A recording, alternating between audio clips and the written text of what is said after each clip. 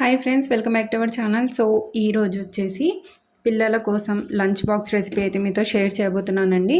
So ఒకవేళ పిల్లలకు మీరు లంచ్ బాక్స్ ఇచ్చి పంపించేటట్టు అయితే కనుక రైస్ని ముందు ఫ్రెష్గా ప్రిపేర్ చేసుకోండి. లేదు బ్రేక్ఫాస్ట్ కోసం అయితే కనుక నైట్ మిగిలిన రైస్తో కూడా చేసుకోవచ్చు, ఓకేనా. సో ఇక్కడ నేను అయితే రైస్ ఫ్రెష్గా వండుకున్నాను. ఇప్పుడు దీన్ని పక్కన పెట్టేద్దాం. నెక్స్ట్ వచ్చేసి ఇక్కడ 3 eggs తీసుకున్నానండి. దీన్ని ఒక బౌల్లో వేసుకొని బాగా బీట్ చేసుకోవాలి.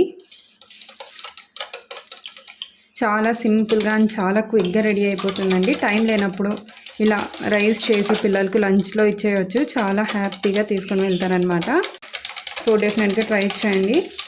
ముందుగా ఇలా బాగా బీట్ చేసుకున్న తర్వాత దీన్ని పక్కన పెట్టేసుకోవాలి. ఓకే అండి. సో ఎగ్స్ బీట్ చేసుకున్న తర్వాత ఇక్కడ కడాయి పెట్టేసుకొని ఇందులో ఆయిల్ యాడ్ చేసుకోవాలి. సో ఒక 2 tablespoons వరకు ఆయిల్ వేస్తున్నాను. సో ఆయిల్ హీట్ అయిన తర్వాత ఇప్పుడు మనం బీట్ చేసి పెట్టుకున్న ఎగ్స్ వేసుకోవాలి. ఓకే అండి. సో ఎగ్ వేసిన తర్వాత మిక్స్ చేసుకోవాలి. కొద్దిగా కుక్ అయిన తర్వాత సో పూర్తిగా ఎగ్ని బ్రేక్ చేసుకోవాలి. ఓకే అండి. సో ఎగ్ని ఇలా బ్రేక్ చేసుకున్న తర్వాత ఇప్పుడు ఇందులో ఇక్కడ నేను ఆలుగడ్డ అలాగే క్యారెట్ ముక్కలు అయితే తీసుకున్నాను. మీకు ఇంకా ఏ వెజ్జీస్ ఇష్టమో అవి కూడా యాడ్ చేసుకోవచ్చు. ఇప్పుడు వీటిని ఫ్రై చేసుకోవాలి. ఓకే అండి. సో ఫ్లేమ్ని లో ఫ్లేమ్లో పెట్టి కవర్ చేసేయండి. ఓకే అండి. సో 1 minute తర్వాత ఒక 2 minutes తర్వాత ఓపెన్ చేసి ఇందులో రుచికి సరిపడినంత ఉప్పు యాడ్ చేసుకోవాలి.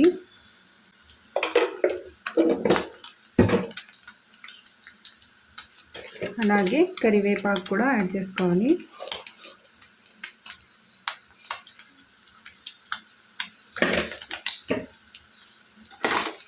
ఇప్పుడు క్యారెట్ బంగాళాదుంపను బాగా ఫ్రై చేసుకోవాలి. ఓకే అండి. సో క్యారెట్ బంగాళాదుంప అలాగే ఎగ్ మంచి ఇలా కలర్లో వచ్చిన తర్వాత ఇందులో కారం పొడి యాడ్ చేసుకోవాలి. సో ఇంగ్రీడియంట్స్ కూడా ఎక్కువ లేవండి, జస్ట్ సింపుల్గా చాలా క్విక్గా చేసేయచ్చు. సో 1 teaspoon కన్నా కొద్దిగా తక్కువ కారం పొడి యాడ్ చేసుకోవాలి. దీన్ని మిక్స్ చేసుకోవాలి. ఒక 2 minutes వరకు కుక్ చేసుకోవాలండి, కారం పొడి పచ్చివాసన పోయేంత వరకు. సో ఇలా 2 minutes ఫ్రై చేసిన తర్వాత మనం కుక్ చేసి పెట్టుకున్న రైస్ యాడ్ చేసుకోవాలి. యాడ్ చేసుకొని మిక్స్ చేసుకోవాలి. ఇన్కేస్ మీరు బ్రేక్ఫాస్ట్ కోసం చేస్తున్నట్టయితే నైట్ మిగిలిన రైస్తో కూడా ప్రిపేర్ చేసుకోవచ్చు.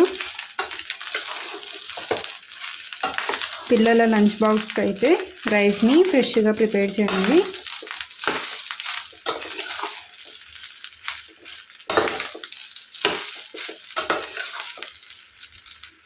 ఓకే అండి. సో ఇంతే, చాలా ఈజీగా మన ఎగ్ ఫ్రైడ్ రైస్ అయితే రెడీ అయిపోతుంది. సో చాలా క్విక్గా పిల్లల లంచ్ బాక్స్ కూడా టైం లేనప్పుడు ఇలా చేసి ఇచ్చేయచ్చు.